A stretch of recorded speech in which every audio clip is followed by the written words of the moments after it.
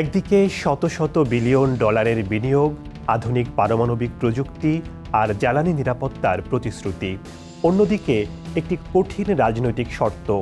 এ অবস্থায় কোন দিকে যাবে সৌদি আরব?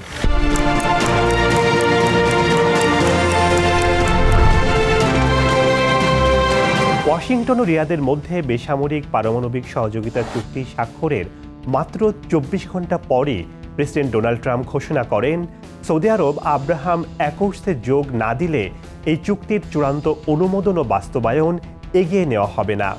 এখন প্রশ্ন হচ্ছে, সৌদি আরব কি বেসামরিক পারমাণবিক কর্মসূচির জন্য ইসরায়েলকে স্বীকৃতি দেবে, নাকি ফিলিস্তিন প্রশ্নে নিজের অবস্থানেই অনড় থাকবে?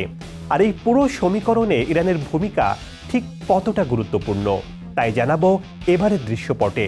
সঙ্গে আছি আমি শেখ সাদি মারজান।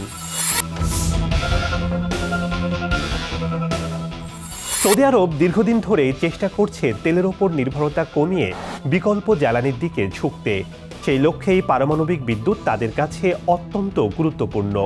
সম্প্রতি সৌদি আরব ও যুক্তরাষ্ট্রের মধ্যে একটি বেসামরিক বা সিভিল নিউক্লিয়ার কোঅপারেশন এগ্রিমেন্ট সম্পন্ন হয়েছে, যা আন্তর্জাতিকভাবে 123 এগ্রিমেন্ট নামে পরিচিত।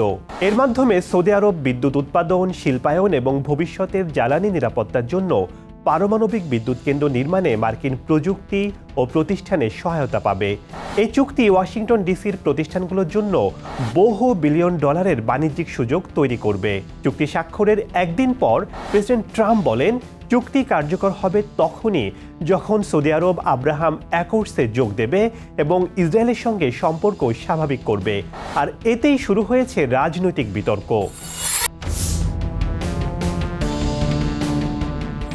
২০২০ সালে যুক্তরাষ্ট্রের মধ্যস্থতায় ইসরায়েলের সঙ্গে কয়েকটি আরব দেশের কূটনৈতিক সম্পর্ক স্থাপনের সমঝোতা চুক্তির নাম আব্রাহাম অ্যাকর্ডস।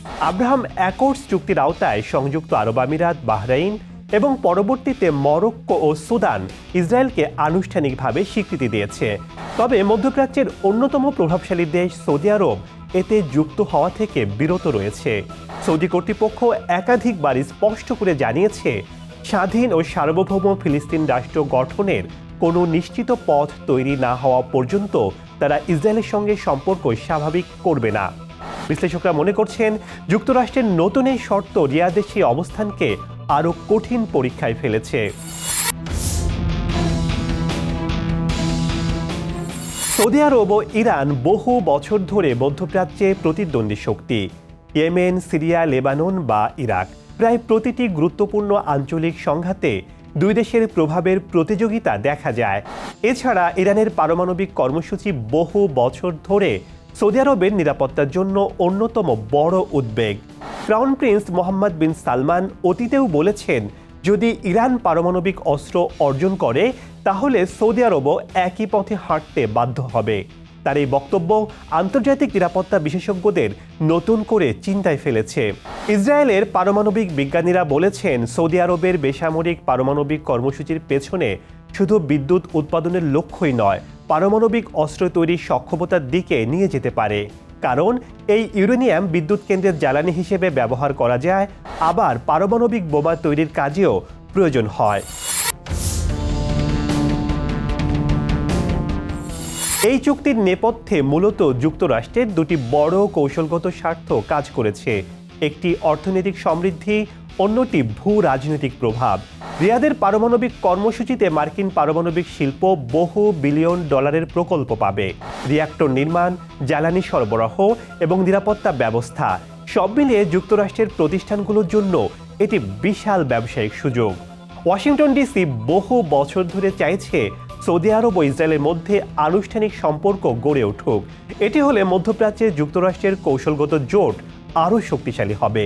পাশাপাশি ইরানের বিরুদ্ধে একটি বৃহত্তর আঞ্চলিক ভারসাম্য তৈরি হবে। অর্থাৎ এই চুক্তির মধ্যে অর্থনৈতিক ও কূটনৈতিক দুই ধরনের লক্ষ্যই রয়েছে ট্রাম্প প্রশাসনের। যুক্তরাষ্ট্রের দেয়া এই শর্ত সৌদি আরব মেনে নেবে কিনা তা এই মুহূর্তে নিশ্চিতভাবে কেউ বলতে পারছে না। বিশ্লেষকরা মনে করছেন, সৌদি আরব প্রকাশ্যে ইসরায়েলকে স্বীকৃতি না দিয়ে ফিলিস্তিন ইস্যুতে কিছু ছাড় আদায়ের চেষ্টা করতে পারে, অথবা এই চুক্তির বাস্তবায়ন বিলম্বিত করতে পারে এবং ওয়াশিংটন ডিসির সঙ্গে নতুন করে শর্ত নিয়ে আলোচনা করতে পারে। কারণ সৌদি নেতৃত্ব আগে থেকেই বলে আসছে, ফিলিস্তিন প্রশ্নে অগ্রগতি ছাড়া তেল আবিবের সাথে সম্পর্ক স্বাভাবিকীকরণ সহজ নয়। আন্তর্জাতিক বিশ্লেষকরা বলছেন, এটি কি শুধু একটি পারমাণবিক জ্বালানি চুক্তি, নাকি মধ্যপ্রাচ্যে রাজনৈতিক দর কষাকষির নতুন হাতিয়ার? কারণ পারমাণবিক প্রযুক্তি, ইসরায়েলের স্বীকৃতি, ইরানের প্রভাব এবং যুক্তরাষ্ট্রের কৌশল সবকিছু এখন একই সমীকরণে এসে দাঁড়িয়েছে। সৌদি আরবের সামনে এখন দুটি বড় বাস্তবতা, একদিকে পারমাণবিক প্রযুক্তি, জ্বালানি নিরাপত্তা এবং অর্থনৈতিক আধুনিকায়ন, অন্যদিকে ফিলিস্তিন ইস্যু, আরব বিশ্বের জনমত এবং আঞ্চলিক রাজনীতি। এখন দেখার বিষয় সৌদি সরকার কোন পথ বেছে নেয়, কারণ তাদের এই সিদ্ধান্ত মধ্যপ্রাচ্যের আগামী 1 দশকের কৌশলগত ভারসাম্য নির্ধারণ করতে পারে।